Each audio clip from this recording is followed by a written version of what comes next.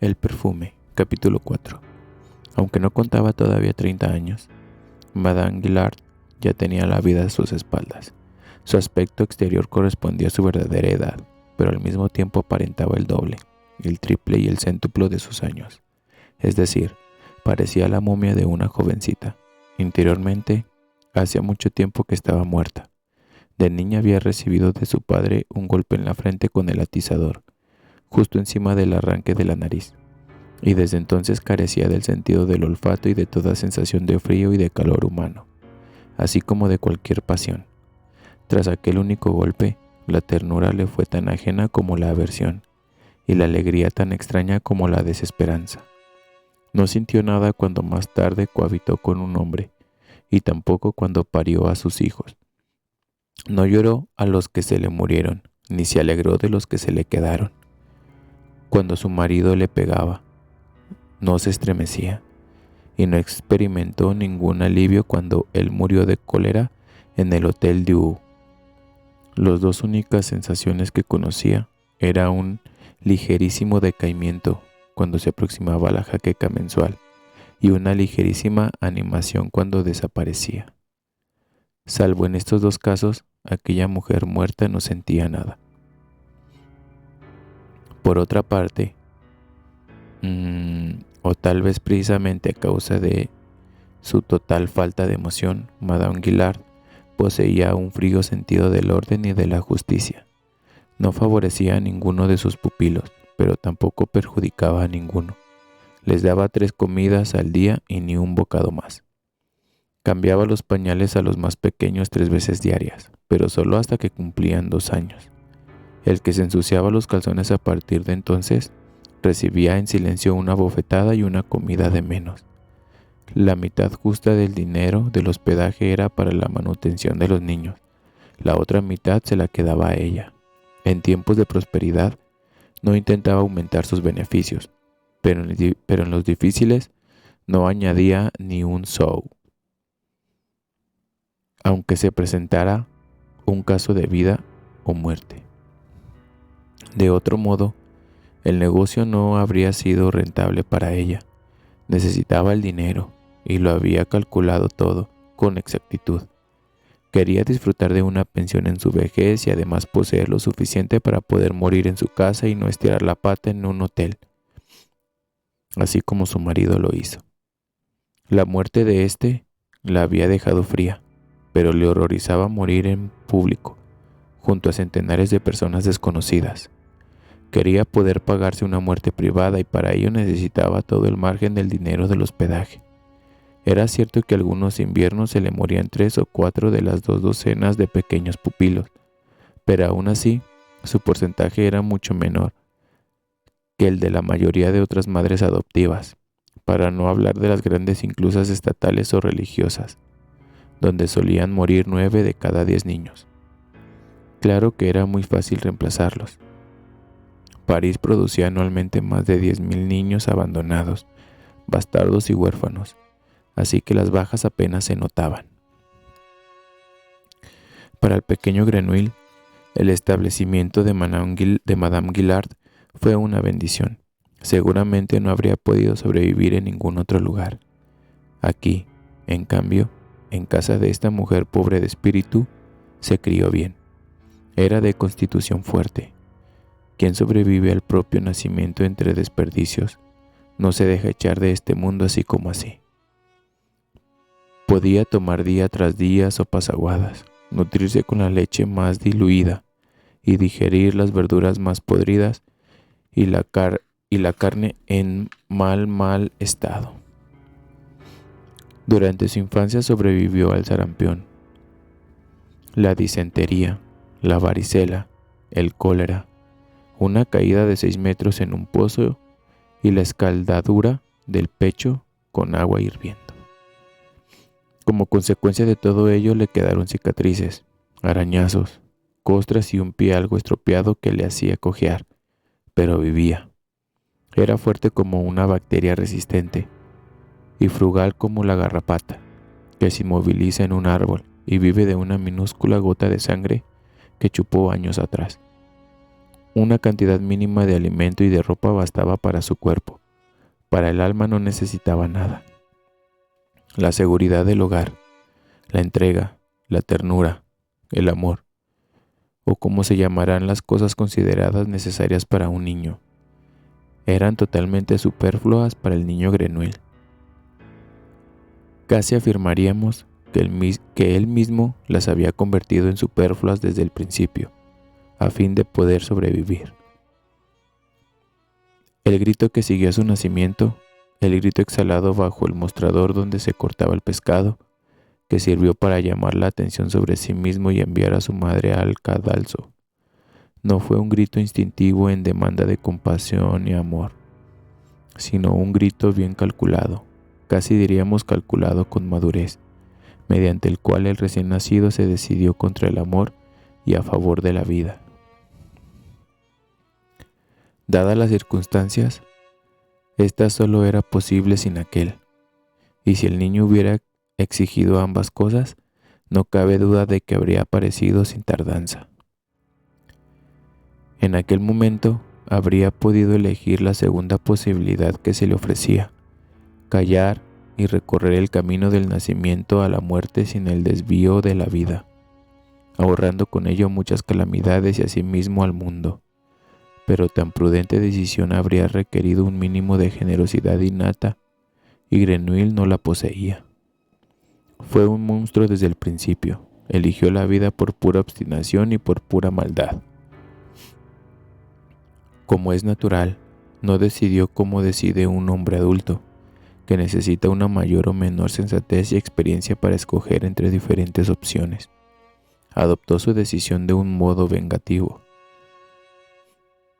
como decide una judía desechada si ahora debe germinar o continuar en su estado actual, o como aquella garrapata del árbol, para la cual la vida es solo una perpetua invernada, la pequeña y fea garrapata, que forma una bola con su cuerpo de color gris plomizo para ofrecer al mundo exterior la menor superficie posible, que hace su piel dura y lisa para no secretar nada, para no transpirar ni una gota de sí misma.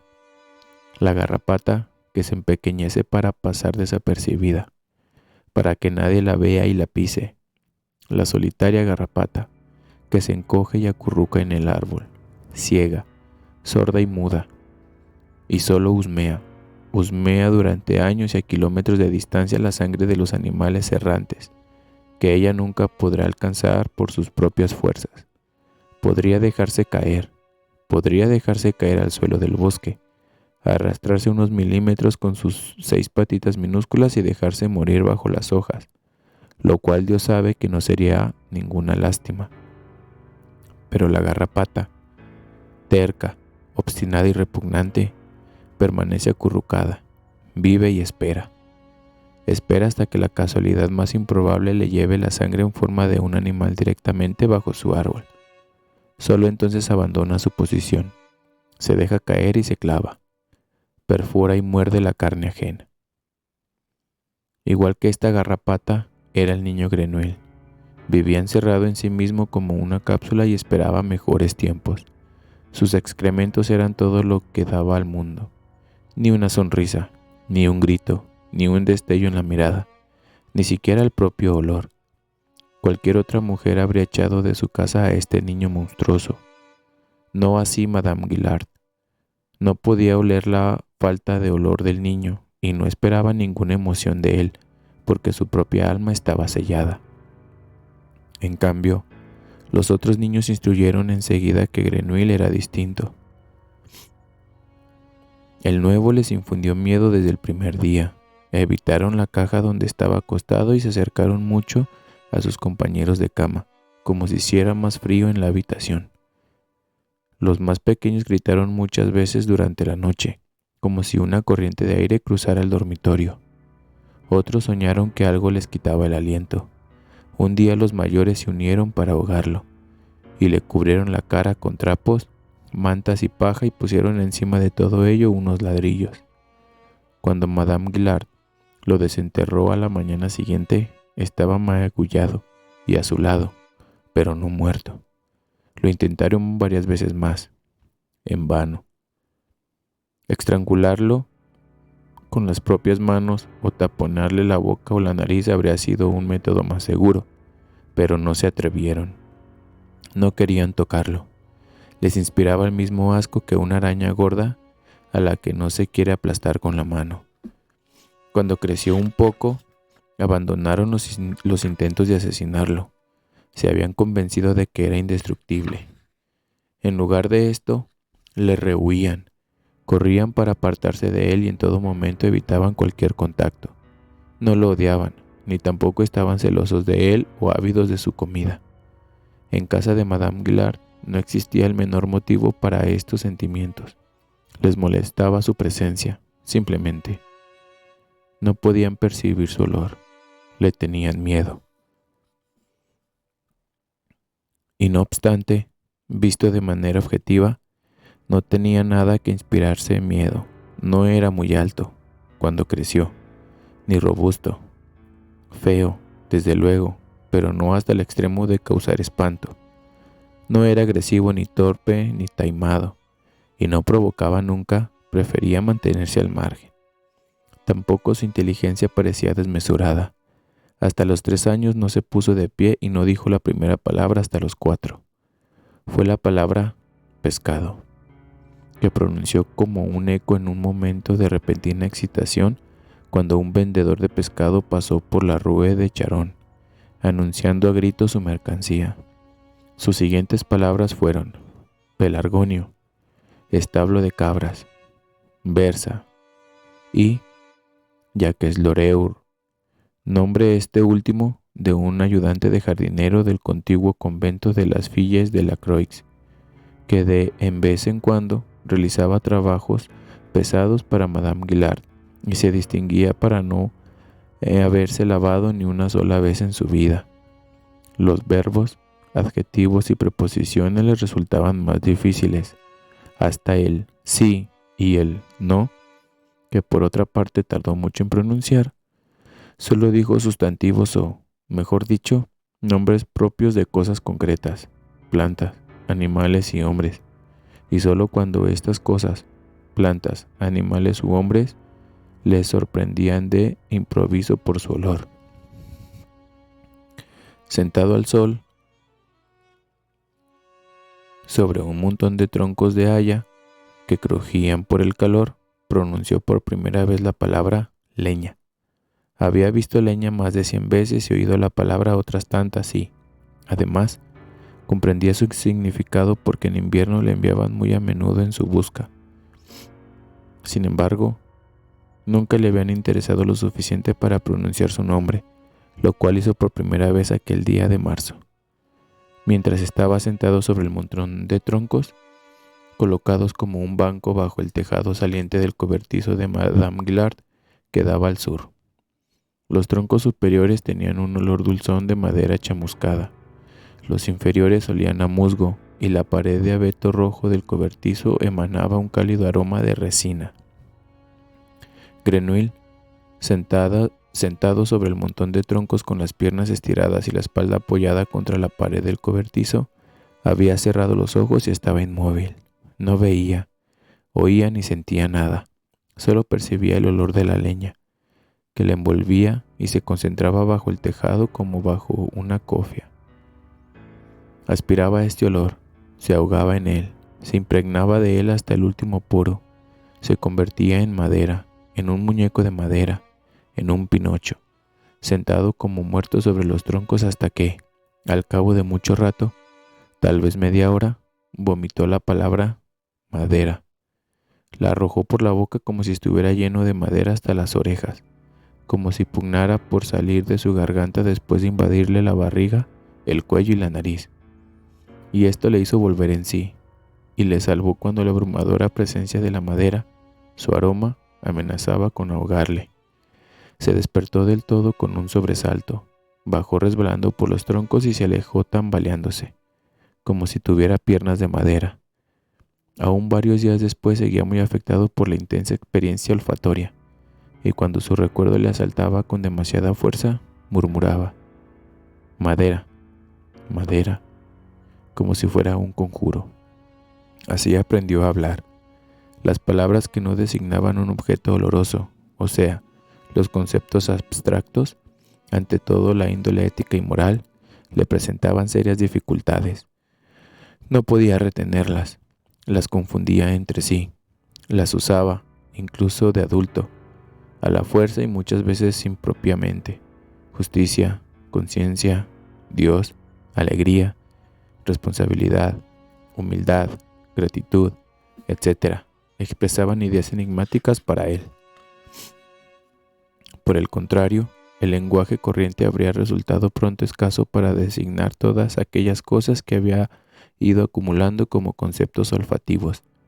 Pronto no olió solamente a madera, sino a clases de madera: arce, roble, pino, olmo, peral, a madera vieja, joven, podrida, mohosa, musgosa, e incluso a troncos y astillas individuales y a distintas clases de serrín, y los distinguía entre sí como objetos claramente diferenciados, como ninguna otra cosa habría podido distinguir con los ojos. Y lo mismo le ocurría con otras cosas. Sabía que aquella bebida blanca que Madame Guillard daba todas las mañanas a sus pupilos se llamaba solo leche, aunque para Grenouille cada mañana olía y sabía de manera distinta, según lo caliente que estaba, la vaca de que procedía, el alimento de esta vaca, la cantidad de nata que contenía, etc. Que el humo, aquella mezcla de efluvios que constaba de 100 aromas diferentes y cuyo tornasol se transformaba no ya cada minuto, sino cada segundo, formando una nueva unidad, como el humo del fuego, solo tenía un nombre: humo.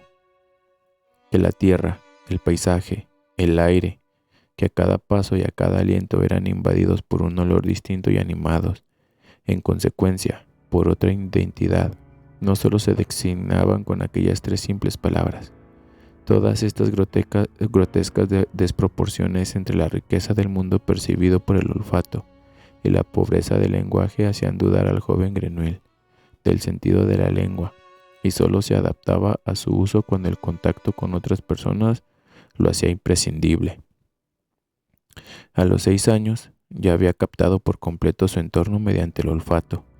No había ningún objeto en casa de Madame Guillard, ningún lugar en el extremo norte de la Rue de Charonne, ninguna persona, ninguna piedra, ningún árbol, arbusto o empalizada, ningún rincón, por pequeño que fuese, que no conociera, reconociera y retuviera en su memoria olfativamente, con su identidad respectiva.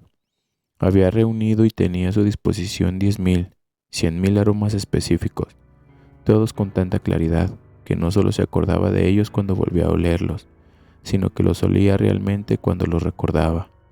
Y aún más, con su sola fantasía era capaz de combinarlos entre sí, creando nuevos olores que no existían en el mundo real.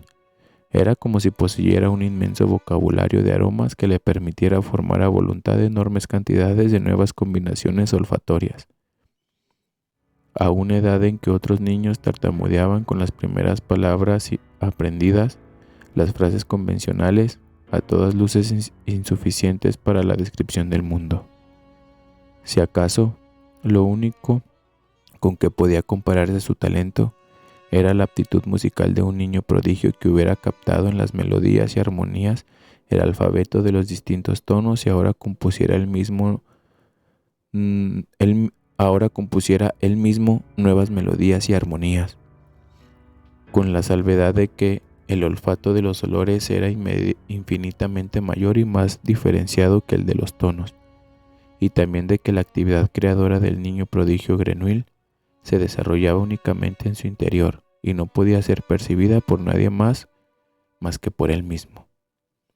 Se fue volviendo cada vez más introvertido. Le gustaba vagar solo y sin rumbo por la parte de Faubourg Saint-Antoine, cruzando huertos, viñas y prados. Muchas veces no regresaba a casa por la noche y estaba días enteros sin aparecer. Luego sufría el correspondiente castigo de los bastonazos sin ninguna expresión de dolor. Ni el arresto domiciliario, ni el ayuno forzoso, ni el trabajo redoblado podían cambiar su conducta. La asistencia esporádica de 1 año y medio a la escuela parroquial de Notre Dame de Bonsours no produjo un efecto aparente. Aprendió a deletrear y a escribir el propio nombre, pero nada más. Su maestro le tenía por un imbécil. En cambio, Madame Guillard se percató de que poseía determinadas facultades y cualidades que eran extraordinarias, por no decir sobrenaturales. Por ejemplo, parecía totalmente inmune al temor infantil de la oscuridad y la noche. Se le podía mandar a cualquier hora con algún encargo al sótano, o donde los otros niños no se atrevían a ir ni con una linterna, o al cobertizo a buscar leña en una noche oscura como boca de lobo. Y nunca llevaba consigo una luz, a pesar de lo cual encontraba lo que buscaba y volvía enseguida con su carga, sin dar un paso en falso ni tropezar ni derribar nada. Y aún más notable era algo que Madame Guillard creía haber comprobado. Daba la impresión de que veía a través del papel, la tela o la madera y, sí, incluso a través de las paredes y las puertas cerradas. Sabía cuántos niños y cuáles de ellos se hallaban en el dormitorio sin haber entrado en él, y también sabía cuándo se escondía una oruga en la coliflor antes de partirla. Y una vez que ella había ocultado también el dinero, que no lo encontraba, cambiaba el escondite. Señaló sin buscar un segundo un lugar detrás de la viga de la chimenea y en efecto, allí estaba. Incluso podía ver el futuro, pues anunciaba la visita de una persona mucho antes de su llegada, y predecía infaliblemente la proximidad de una tormenta antes de que apareciera en el cielo la más pequeña nube. Madame Guillard no habría imaginado ni en sueños, ni siquiera aunque el atizador le hubiera dejado indemne el sentido del olfato, que todo esto no lo veía con los ojos, sino que lo husmeaba con una nariz que cada vez olía con más intensidad y precisión. La oruga en la col, el dinero detrás de la viga, las personas a través de las paredes y a una distancia de varias manzanas. Estaba convencida de que el muchacho, imbécil o no, era un vidente, y como sabía que los videntes ocasionaban calamidades e incluso la muerte, empezó a sentir miedo, un miedo que se incrementó ante la insoportable idea de vivir bajo el mismo techo, con alguien que tenía el don de ver a través de paredes y vigas un dinero escondido cuidadosamente, por lo que en cuanto descubrió esta horrible facultad de Grenouille, ardió en deseos de deshacerse de él, y dio la casualidad de que por aquellas mismas fechas, que Grenouille tenía 8 años, el convento de Saint Mary suspendió sus pagos anuales sin indicar el motivo. Madame Guillard no hizo ninguna reclamación. Por decoro, esperó otra semana, y al no llegar tampoco entonces el dinero convenido, cogió al niño de la mano y fue con él a la ciudad. En la rue de la Montelliere, cerca del río, conocía a un curtidor llamado Grimal, que tenía una necesidad notoria de mano de obra joven, no de aprendices u oficiales, sino de jornaleros baratos.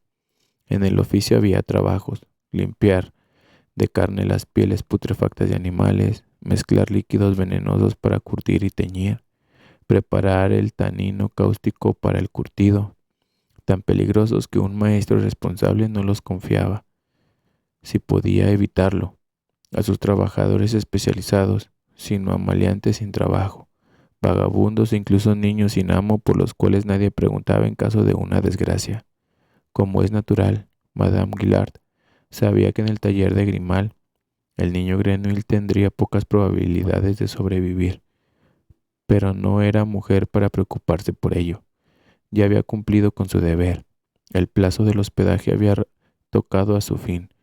Lo que pudiera ocurrirle ahora a su antiguo pupilo no le concernía en absoluto. Si sobrevivía, mejor para él, y si moría, daba igual. Lo importante era no infringir la ley. Exigió a Monseñor Grimal una declaración por escrito de que se hacía cargo del muchacho.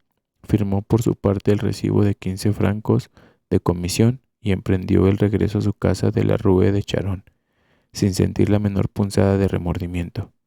Por el contrario, creía haber obrado no solo bien, sino además con justicia, puesto que seguir manteniendo a un niño por el que nadie pagaba redundaría en perjuicio de los otros niños e incluso de sí misma, y pondría en peligro el futuro de los demás pupilos y su futuro, es decir, su propia muerte privada, que era el único deseo que tenía en la vida. Dado que abandonamos a Madame Guillard en este punto de la historia y no volveremos a encontrarla más tarde, queremos describir en pocas palabras el final de sus días. Aunque muerta interiormente desde niña, Madame Guillard alcanzó para su desgracia una edad muy avanzada. En 1782, con casi 70 años, cerró su negocio y se dedicó a vivir de renta en su pequeña vivienda, esperando la muerte.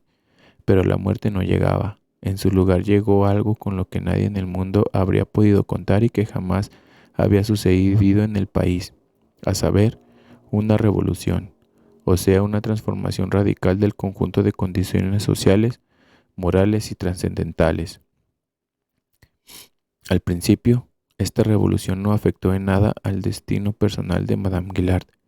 Sin embargo, con posterioridad, cuando casi tenía 80 años, sucedió que el hombre que le pagaba la renta se vio obligado a emigrar y sus bienes fueron expropiados y pasaron a manos de un fabricante de calzas.